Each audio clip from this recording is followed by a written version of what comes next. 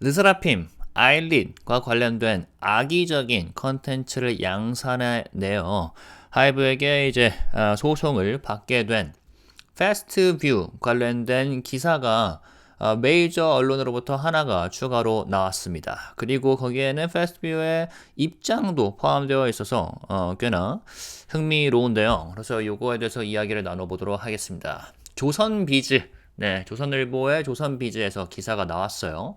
중기부, 아기 유니콘, 패스트뷰가 사이버 레커, 아일릿, 스라핌 비방하다, 덜미.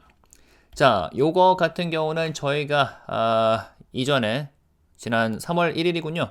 제가 영상을 만들었었죠. 아일릿 스라핌 공격한 패스트뷰, 사이버 레커인가 역바이럴인가.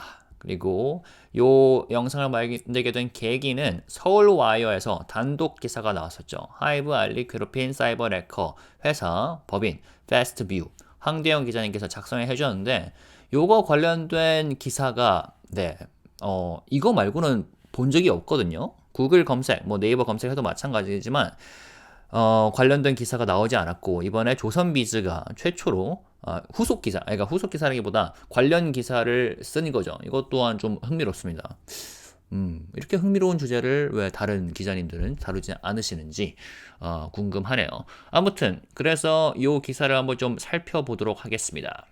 자, 하이브 아티스트 비난 콘텐츠 올린 7개 유튜브 채널 소송, 피플박스 다이수 운영사, 유망 스타트업 패스트뷰로 특정, 정부 패스트뷰의 혈세 수억 지원, 패스트뷰 측 하이브 아티스트 공격 의도 없었다. 아무튼 헤드라인을 봤을 때는 패스트뷰의 좀 비판적인 논조의 기사인 거를 좀 예상을 할 수 있겠고요.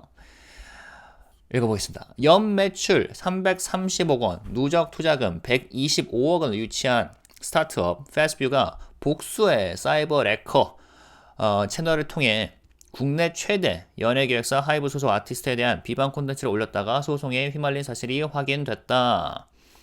이 회사는 컨텐츠 테크 기업을 표방하며 2022년 중소벤처기업부가 선정하는 아기 유니콘에 선정돼 3억 원을 지원받았고 작년에는 이 사업을 완료한 기업 중 성장세가 뚜렷한 기업을 선정해 추가로 최대 3억 원을 지원해주는 아기 유니콘 플러스 기업으로도 이름을 올린 곳이다. 네, 이거는 이제 패스트뷰 측에서도 자랑스럽게 공지를 올렸었죠. 작년 8월이었네요.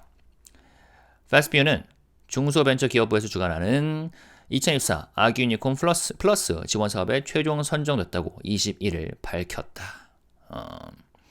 글로벌 경쟁력을 갖춘 예비 유니콘으로 성장할 수 있도록 돕는 정부 사업이다. 최대 3억 원의 글로벌 진출 자금과 다양한 네트워킹 프로그램 등을 지원한다.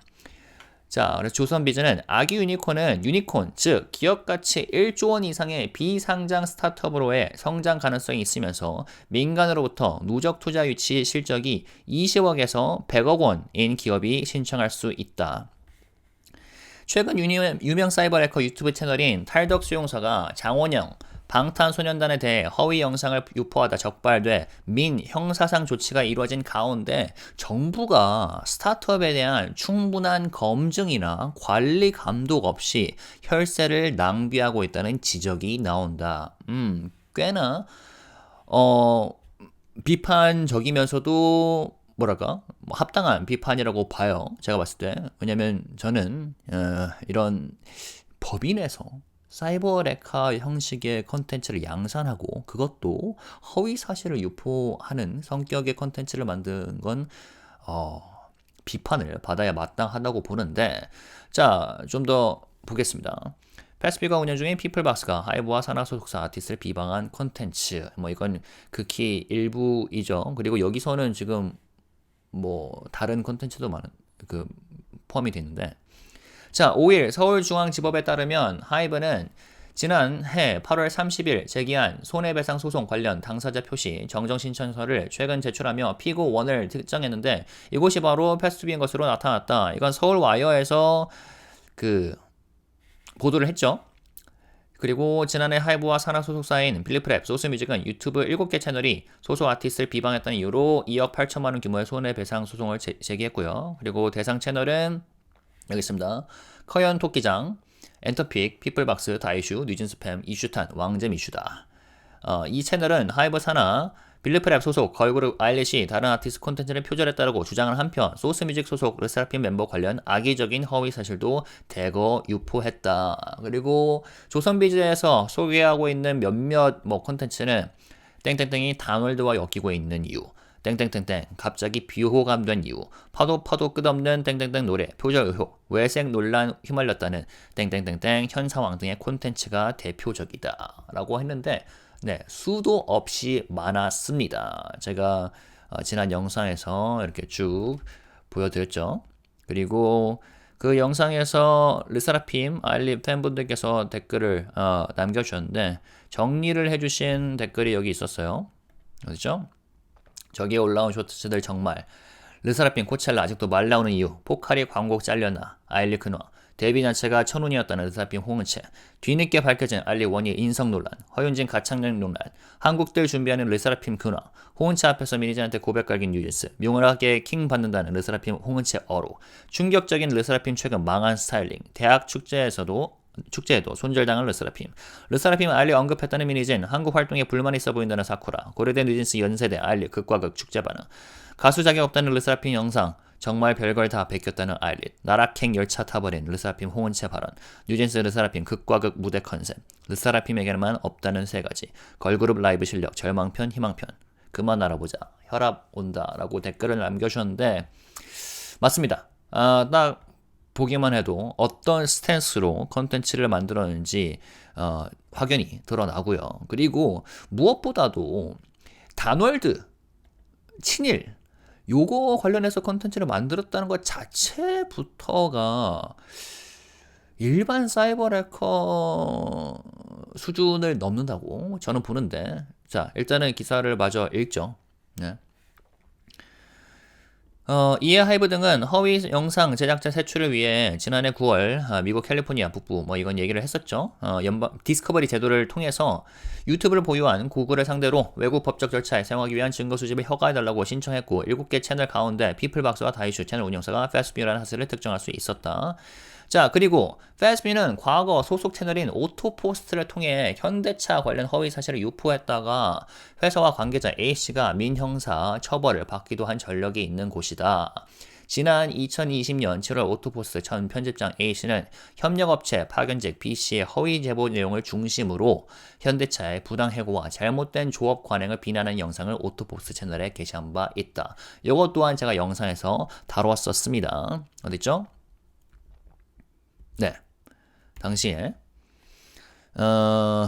여기서는 내부 위슬블로워, 그러니까 내부에서 제보자라고 했었는데 실제로는 정확히 말하면 협력업체 파견직 B씨가 허위 제보 내용을 했는데 그거를 중심으로 현대차의 부당해고와 잘못된 조업 관행을 비난한 영상을 올렸다가 결국 어떻게 됐죠? 현대차로부터 고소를 당했죠.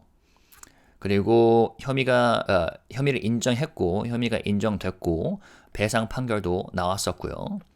그런데 그때 이 편집장은 다만 범행에 이르게 된 경위, 수사 당시 20대 초반에 불과했던 피고인이 소속 회사의 공식 입장에 따라 지시를 받고 그대로 진술하고 대응할 수밖에 없었던 점을 등을 고려해달라. 무슨 말이죠? 소속 회사, 즉 오토포스트, 그 위로 올라가면 카붐, 그 위로 올라가면 패스트뷰 회사의 공식 입장에 따라 스탠스를 정해줬다는 거죠. 앵글, 그 각을, 컨텐츠의 각과 입장까지 전해줬다는 거고 그대로 따랐다고 이분은 그렇게 진술을 한 거고요.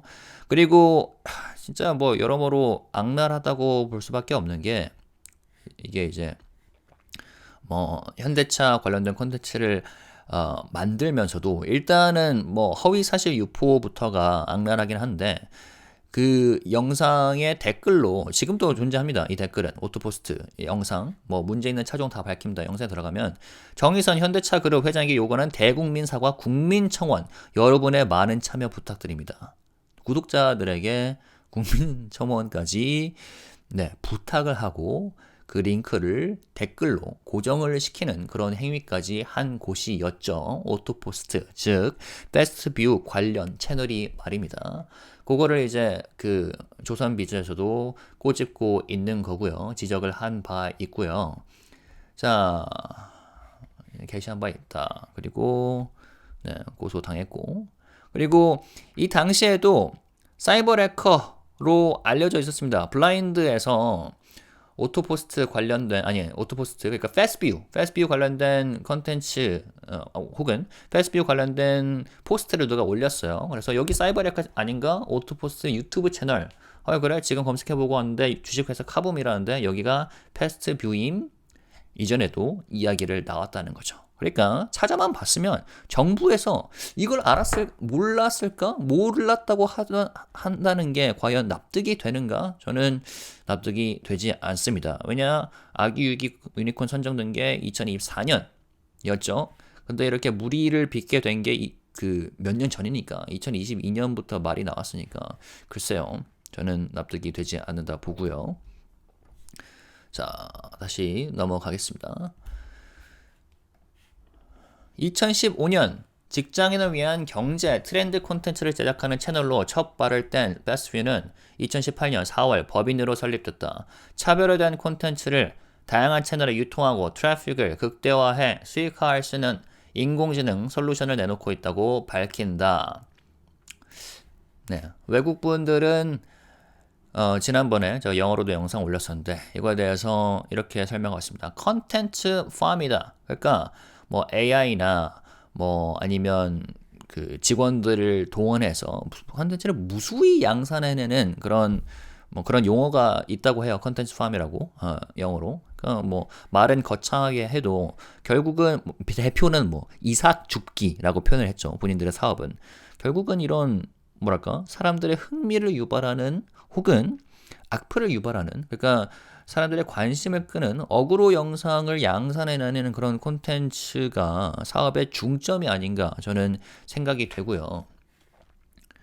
아무튼 본인들은 트래픽을 극대화하고 수익화할 수 있는 인공지능 솔루션을 내놓고 있다고 밝혔고요. 최근엔 일본 도쿄 법인을 설립, K 콘텐츠 수요가 높은 해외 시장 공략에도 뛰어든 상태다. 파인만 자산 운용, 파트너스 인베스트먼트, DS 인베스트먼트, 스파클랩 벤처스, KB 캐피탈 등으로부터 누적 125억 원의 투자를 받기도 했다. 회사는 지난해 매출 330억 원, 영업이익 15억 원을 각각 기록하며 창립 이래 첫 흑자 전환에 성공했다고 했다. 그리고 네, 맞습니다. 그거를 회사 측에서도 웹사이트에 공공연하게 자랑을 하고 있죠. 자, 이게 특히 이 기사에서 흥미로웠던 지점입니다. 페이스북 관계자에게 연락을 취했나 봐요. 조선비즈의 이 기자님께서. 페이스북 관계자는 해당 채널은 사회적 이슈나 커뮤니티 등에 있는 내용을 쇼츠로 만들어 공유하는 것으로 하이브나 산하 소속사의 아티스트를 공격 또는 비방할 의도가 전혀 없었기 때문에 당황스러운 상황. 이라며 모든 조사에 성실히 임했으며 결과가 나오는 대로 회사의 공식 입장을 밝히게 될 것이라고 했다.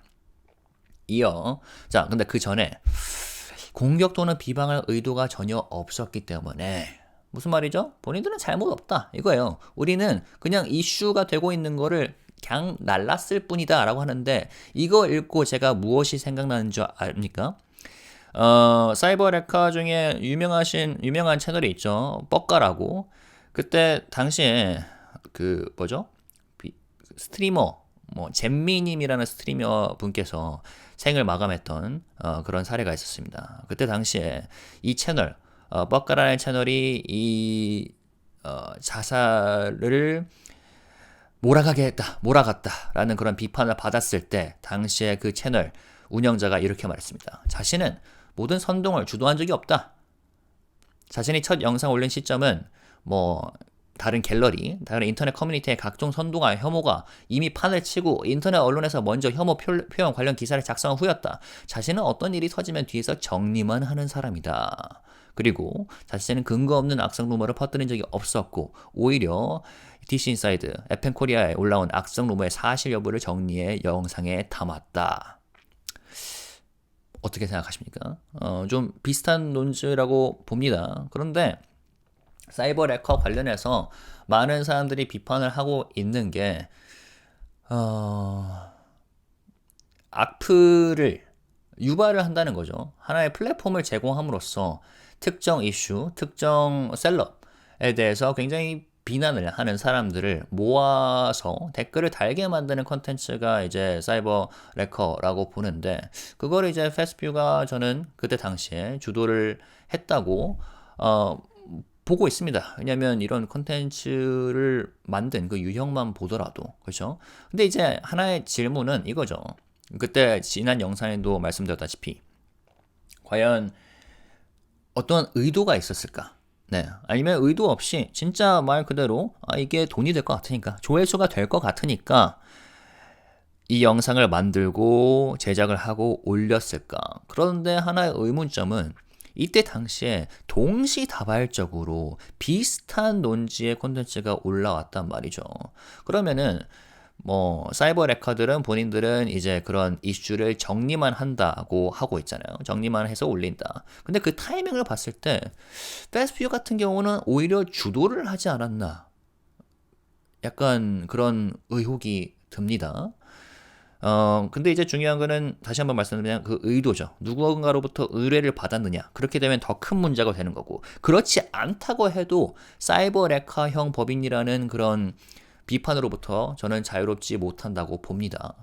근데 당황스러운 상황이라고 하고 있죠. 공격 또는 비방할 의도가 전혀 없었기 때문에. 근데 과연 르사라핌, 아일린 팬분들은 어떻게 생각하실까요? 이러한 제목의 컨텐츠, 이러한 내용의 컨텐츠를 올린 기업이 본인들은 잘못이 없다.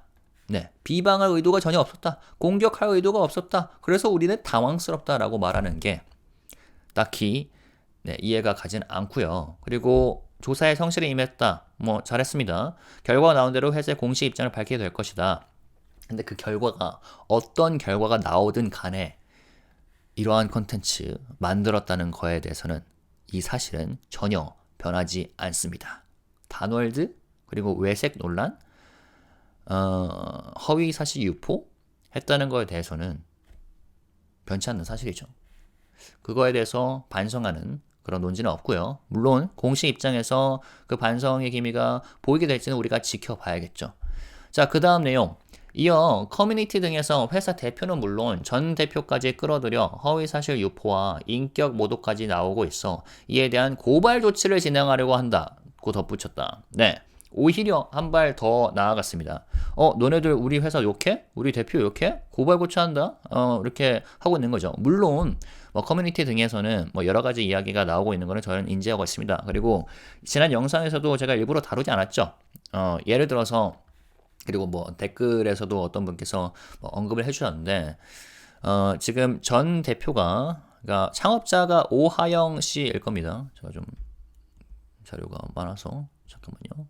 네, 오하영 씨가 이제 창업자인데, 이분께서 이제 아버지가 오감열 씨라는 전 주 체코 대사였고, 그리고 이 오감열 씨는 유병언 전 세무그룹 회장의 매제라고 해요. 뭐 이거 관련해서도 뭐 얘기가 많고, 그리고 현재 대표인 박상우 대표 같은 경우는 뭐 카카오 출신이다. 그래서 사람들이 이거 가지고 뭐 여러 얘기를 하고 있는 거에 대해서 지금 이런 입장을 밝힌 것 같아요.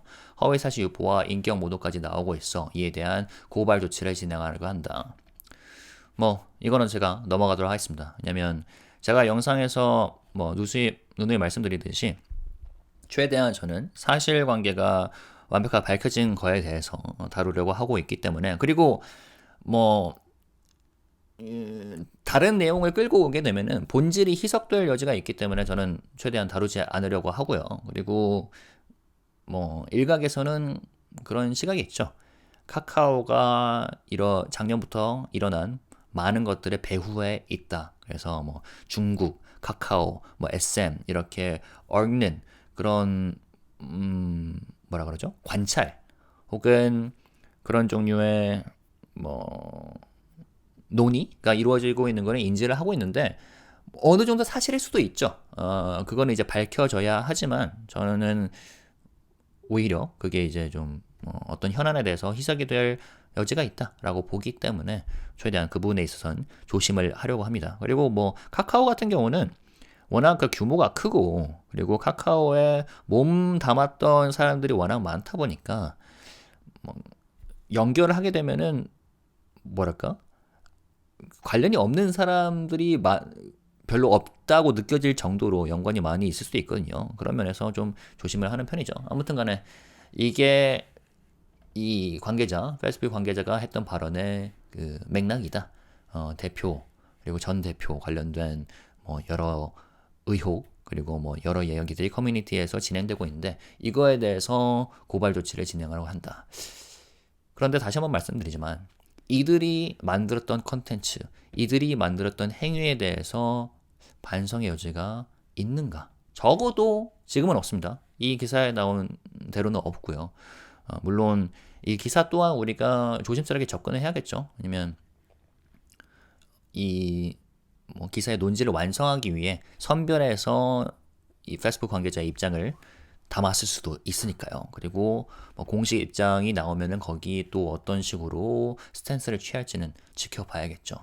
자, 이 기사의 마지막 부분은 이렇게 나와 있습니다. 중기부 측은 아기 유니콘은 민간에서 성장 가능성을 평가받아 일정 금액 이상의 투자금을 유치한 스타트업을 대상으로 전문가 평가를 거쳐 지원금을 대는 형태로 운영된다. 면서 2020년에서 2024년까지 누적 300개사가 아기 유니콘 사업을 거쳤고 지원금이 나간 뒤에는 재무제표 등 성과를 추적하지만 소송 등의 개별 사항까지는 파악하지 못한다고 했다.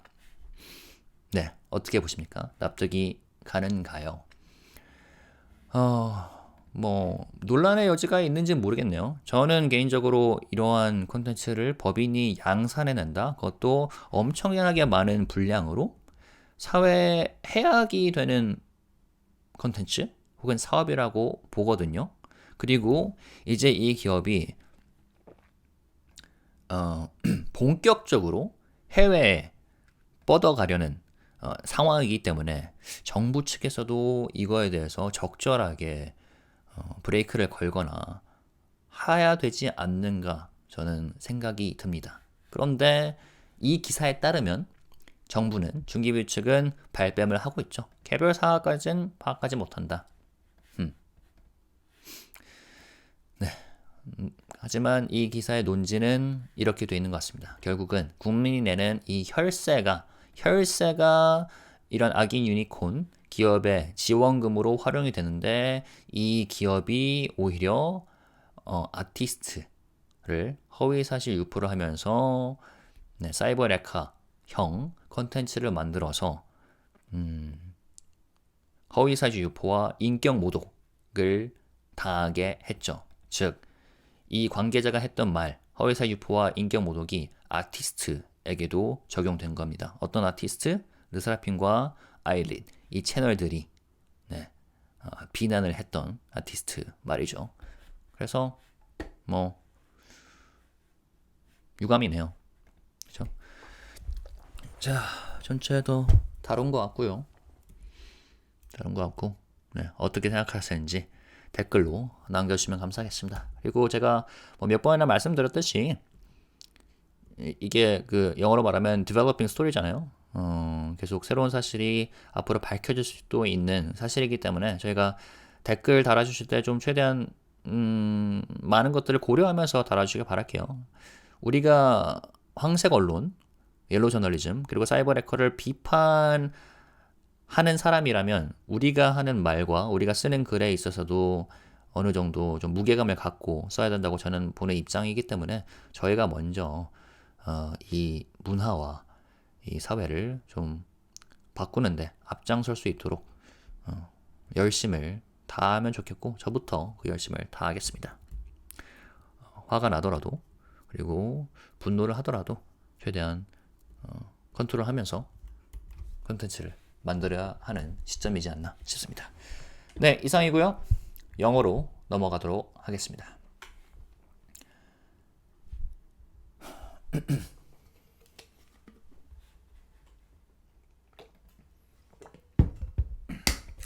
Alright, the company that owns channels that created various contents against Eilert and Lasafin was FastView, right? A company named FastView. And a couple days ago, March 1st, I made a video about it because there was an exclusive article that discussed the company behind these two channels, whom HYBE is suing, right? In the process of suing. Now, at the time, it was the only article out there. Article released by Seoul Wire by Hwang Dae-young, a journalist. And based on Google search, based on Google search or Naver search, that was the only article. But today, a new article was written about it by a major media companies in Korea, 조선일보, and specifically 조선비z. And there's nothing really new about this article, but it is just notable that another article is written about it, right? Usually, like what the Seoul Wire discussed in this article is quite fascinating, right? It's one of the first times where we are witnessing a corporation behind cyber wreckers, right? And who is getting sued. And this time, Seoul Wire is relatively less known in Korea, but Joseon is quite well known. So it is notable that they're writing an article about it. Now, the angle that they're taking is quite interesting too. They are not only criticizing this company, but also criticizing the government who has provided funding for this company. And let's go over this article. In fact, they have translated their article themselves. So I'll open this up. I'm not going to read the whole thing because there are a lot of overlaps between this one and the last article that we read together. But this 조선비z article basically further confirms and expands on the controversy surrounding FastView, all right?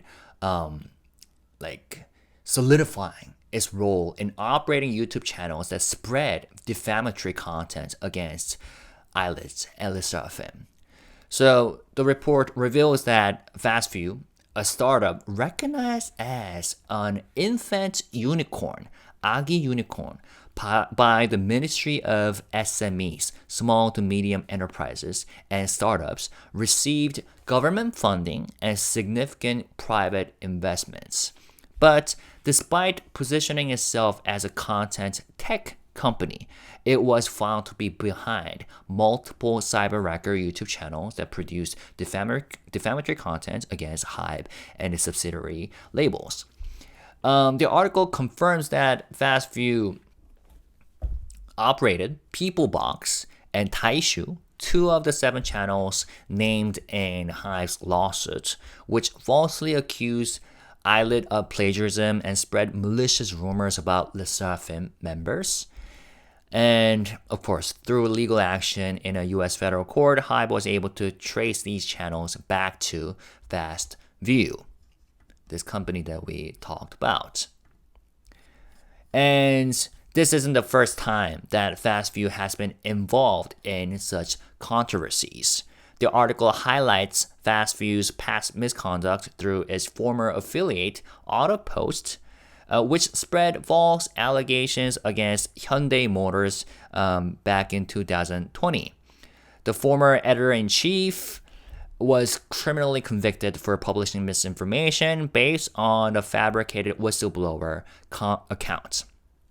But despite this troubling history, FastView has continued to expand, the article points out, recently establishing a Tokyo subsidiary to capitalize on the rising global demand for K content. The company has also received a total of 125 billion Korean won in investments and achieved its first profitable year in 2023, boasting 300 billion Korean won in, to be exact, 33 billion Korean won in revenue. Okay, so let me correct. It has also received a total of 12.5 billion Korean won in investments from firms such as Feynman Asset Management, Partners Investment, DSC Investment, Sparklab Ventures, and KB Capital. The company reported annual revenue of 33 billion won and an operating profit of 1.5 billion won last year, marking its first profit since its founding. Now, FastView has responded to the lawsuit and responded to this journalist whom I assuming has contacted the company by saying this.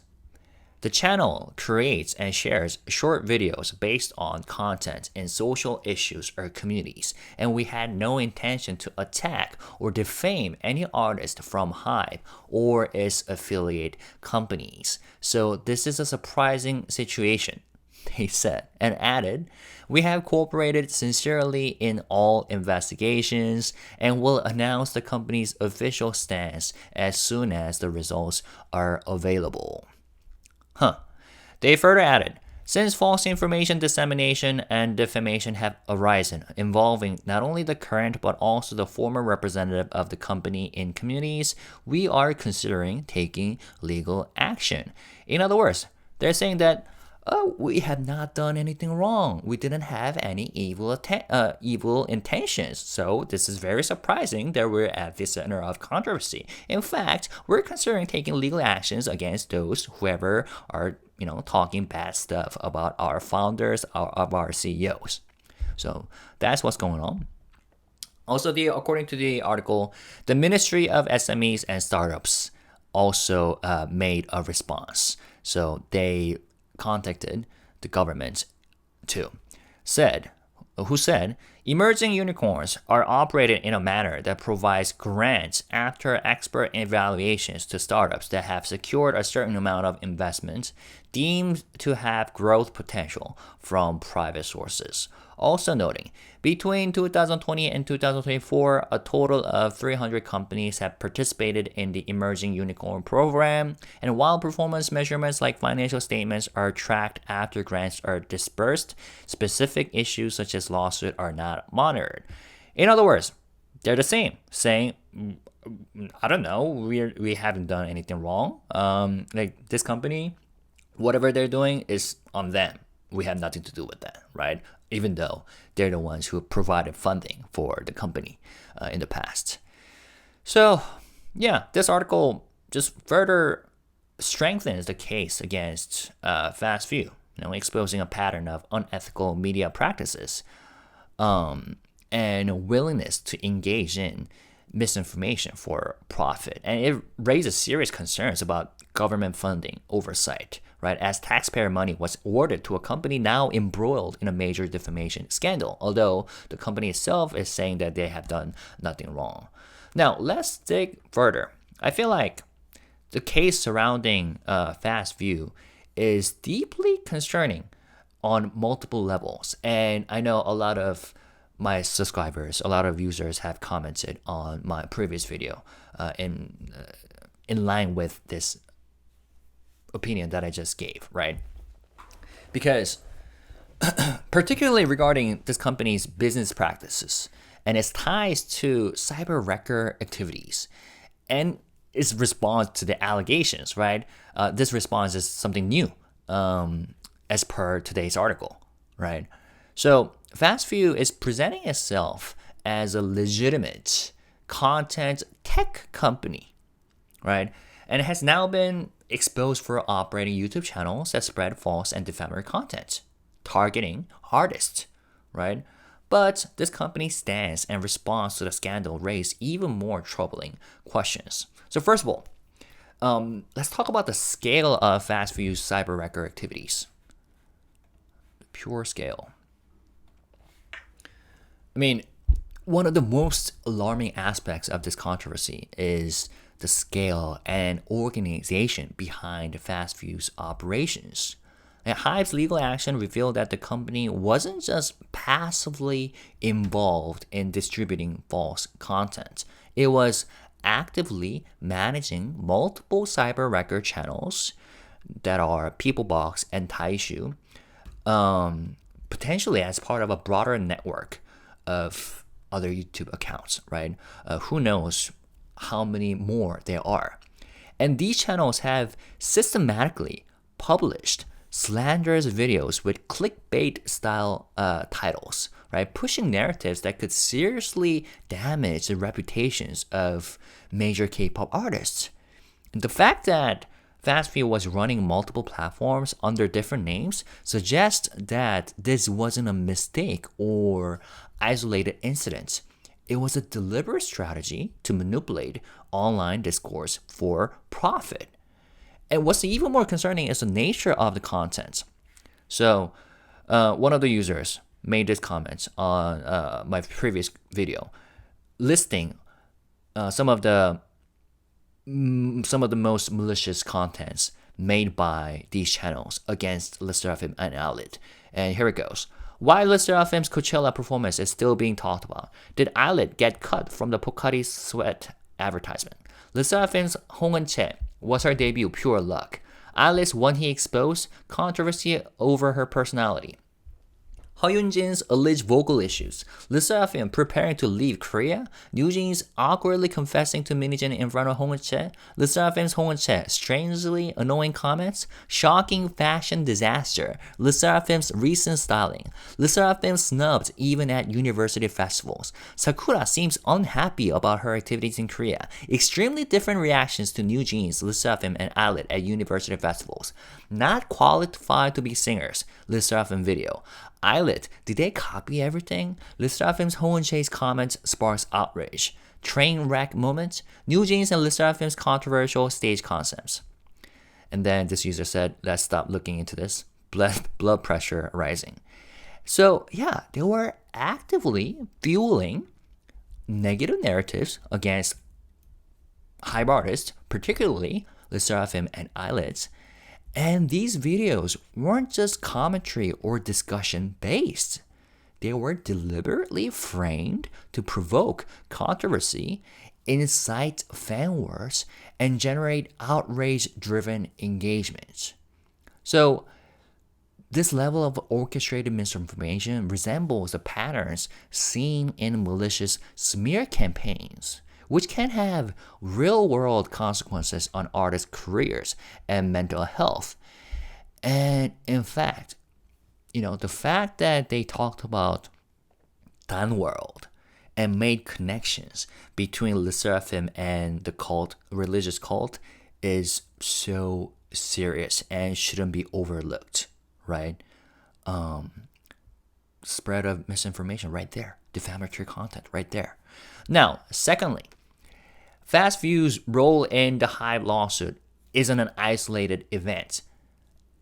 As the article briefly mentioned, the company has a history of misinformation and legal battles, most notably its previous scandal involving Hyundai, right? In 2020, FastView's former affiliate AutoPost spread false allegations about Hyundai's labor practices based on fabricated claims from a disgruntled contractor who was later sentenced to 2 years in prison. The case resulted in both civil and criminal penalties against AutoPost and its employees, yet FastView, the parent company, continued to expand its influence despite its ties to this controversy. So this raises a question.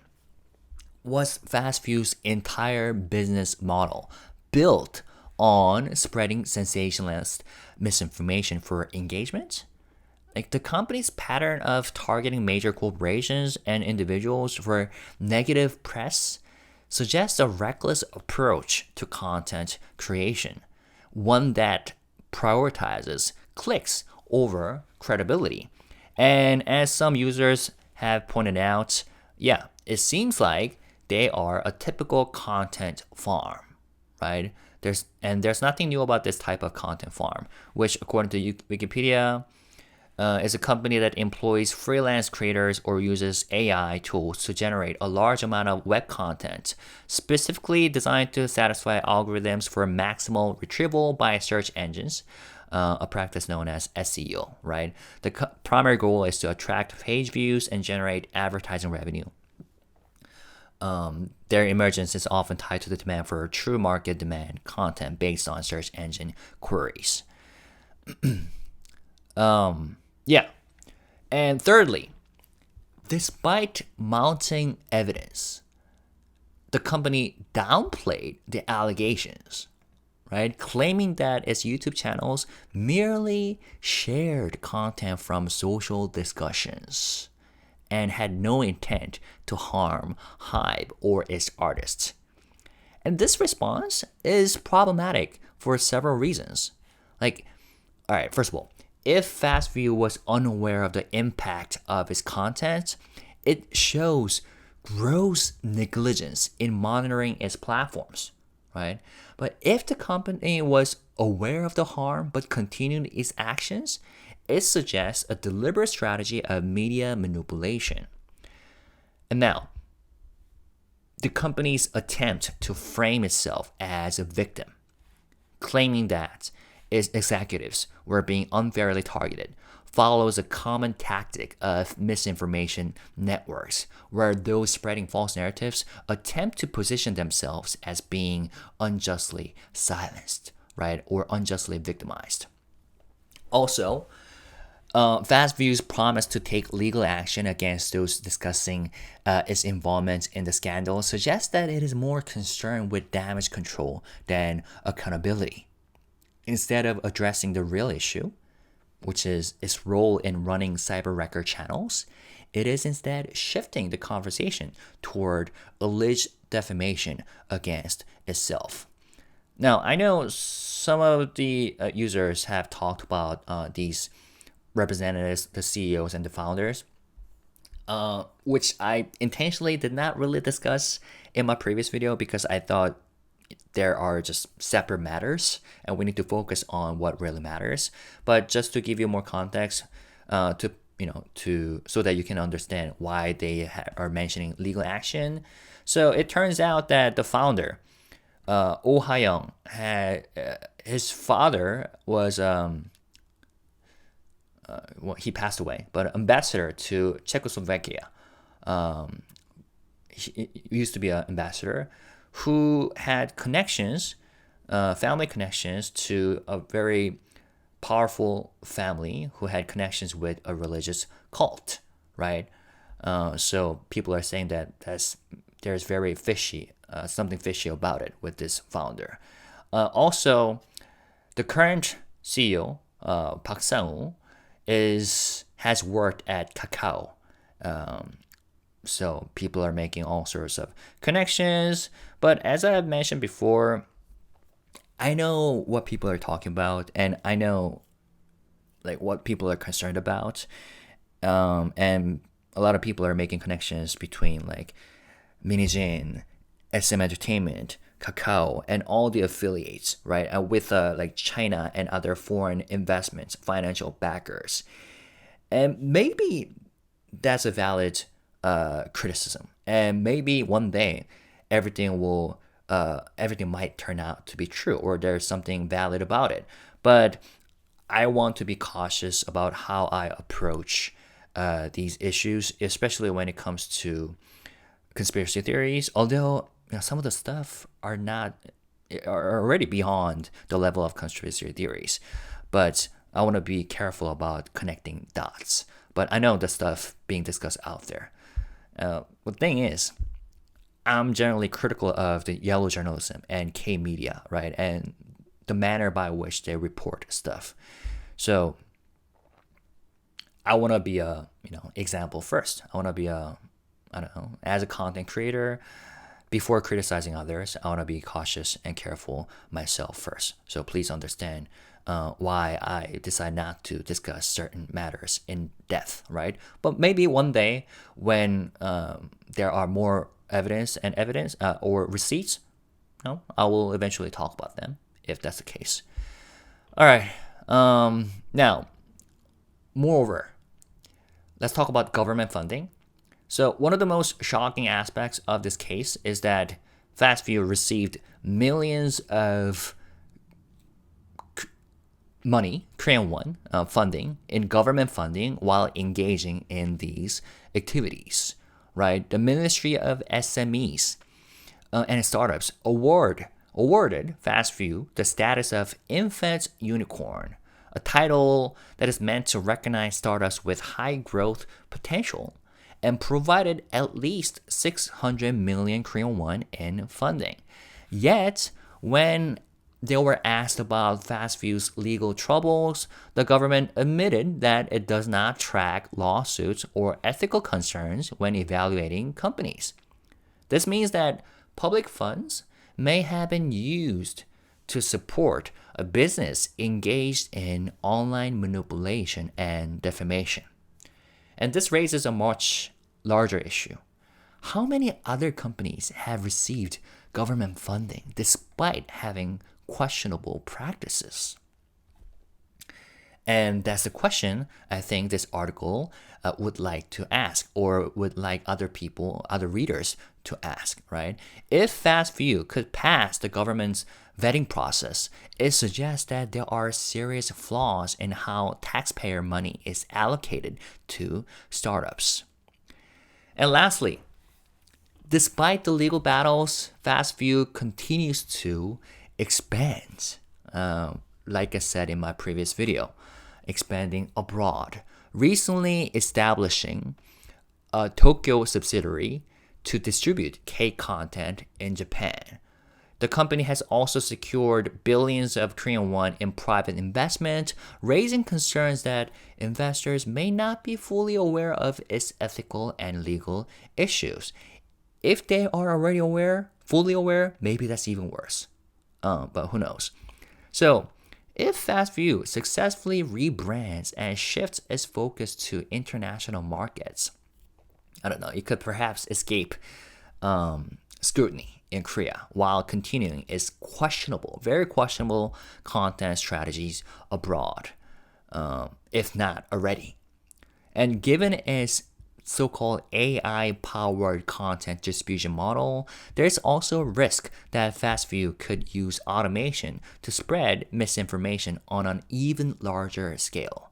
And yet again, I would like to say, if not already, So, I feel like this FastView case may not be just about one company. It's like a wake-up call about the dangers of unchecked media influence in today's world. Because this case exposes how the so-called cyber record networks operate under the guise of media companies, and how misinformation can be monetized at the expense of individuals and corporations, and how government oversight failed to recognize ethical issues when funding startups, and how companies like FastView evade accountability through deflection and legal threats. And we have seen this pattern before, right? Deflection and legal threats. So, I don't know, the fact that FastView has previously been caught in defamation cases with Hyundai Motors, yet continues to thrive, suggests that legal consequences alone are not enough, may not be enough to stop these practices. What does it mean? There may need to be stricter oversight of both government-backed startups and content distribution companies that wield significant influence over public perception. And if stronger regulatory measures are not put in place, FastView may not be the last company to exploit digital platforms for profit at the expense of truth and accountability, right? And I'll leave it at that. The more important question that doesn't have answers right now is, again, like I pointed out in my previous video, what was their intention? Did they create these contents on behalf of someone or on behalf of some entity? Or did they create these contents just for views and profits? We don't know yet. We don't know the answer to that question yet, but we'll have to figure it out. But once again, I just want to emphasize that regardless of the results of the case, the legal case, the fact that they have created these malicious contents doesn't change, right? So we'll see what kind of statement they will make in the end. All right, with that, I'll wrap up. Please share comments, thoughts. As always, like I said, this is a developing story, so let's be careful about how we discuss this matter, right? Stay positive, respectful, and classy. Thank you guys. Peace and love. Bye-bye.